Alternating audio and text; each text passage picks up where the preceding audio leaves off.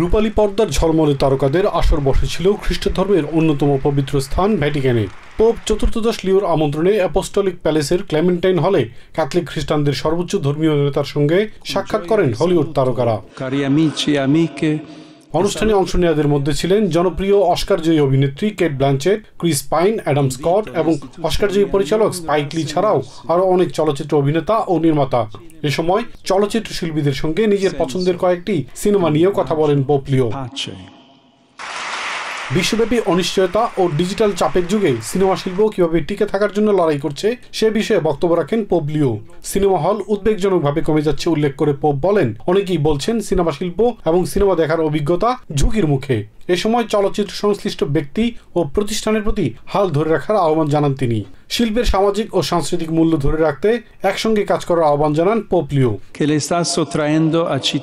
Cinema হলগুলো উদ্বেগজনকভাবে কমে যাচ্ছে। বহু শহর ও পাড়া মহল্লা থেকে সিনেমা হল হারিয়ে যাচ্ছে। অনেকেই বলছেন সিনেমা শিল্প এবং সিনেমা দেখার অভিজ্ঞতা ঝুঁকির মুখে। আমি সংশ্লিষ্ট প্রতিষ্ঠানগুলোকে আহ্বান জানাই, হাল ছেড়ে দেবেন না, বরং এই শিল্পের সামাজিক ও সাংস্কৃতিক মূল্য ধরে রাখতে একসঙ্গে কাজ করুন। সহিংসতা, যুদ্ধ, দারিদ্র্য আর একাকিত্বের মতো বাস্তবতা শিল্পীরা যেন সততার সঙ্গে উপস্থাপন করেন সে আহ্বানও জানান পোপ। তিনি বলেন, পর্দার পেছনের এই মেধাবী মানুষগুলোই সিনেমাকে অর্থবহ করে তোলে। অন্যান্য পেশাদারদের মতো শত শত কর্মী নীরব অবদান ছাড়া একটি প্রযোজনা অসম্ভব। এদের মধ্যে রয়েছেন সহকারী runner, props master, electrician, sound engineer, rigger, makeup শিল্পী, হেয়ার ড্রেসার, পোশাক designer, location manager, casting director, photography, সঙ্গীত পরিচালক, চিত্রনাট্যকার, সম্পাদক, প্রযোজক। আশা করি আমি কাউকে বাদ দেইনি। তাদের অবদান অনস্বীকার্য। বক্তব্যের শেষে অতিথিরা একে একে পোপের সঙ্গে দেখা করেন, তার হাতে বিভিন্ন উপহার তুলে দেন। আগেও বহুবার ইটালিতে আসলেও কখনোই ভ্যাটিকানে না আসা স্পাইক লি পোপের সাক্ষাৎ পেয়ে উচ্ছ্বসিত। অস্কারজয়ী এই চলচ্চিত্র নির্মাতা পোপকে পোপ লিও 14 লেখা নিউ ইয়র্ক নিক্সের একটি বাস্কেটবল জার্সি উপহার দেন।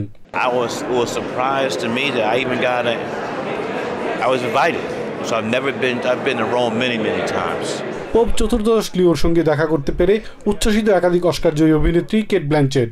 তবে এই সুযোগে তার করা কিছু সামাজিক কাজের কথাও পোপের কাছে তুলে ধরেন তিনি।